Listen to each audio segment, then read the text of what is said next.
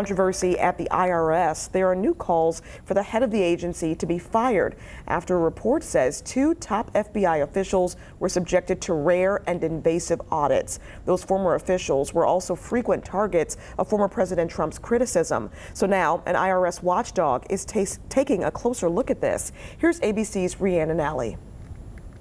This morning, new calls for the head of the IRS to be fired after the New York Times reported that former top FBI officials James Comey and Andrew McCabe, well-known foes of former President Trump, were subject to invasive IRS audits. McCabe telling CNN, I don't know if Jim and I were targeted, but there are a lot of facts that point in that direction. Comey was the former FBI director and McCabe was his deputy. Both drew Trump's ire. He attacked them frequently, calling for their prosecutions, even accusing them of treason. Several thousand people are selected for these rare audits out of more than 150 million people who file their taxes each year.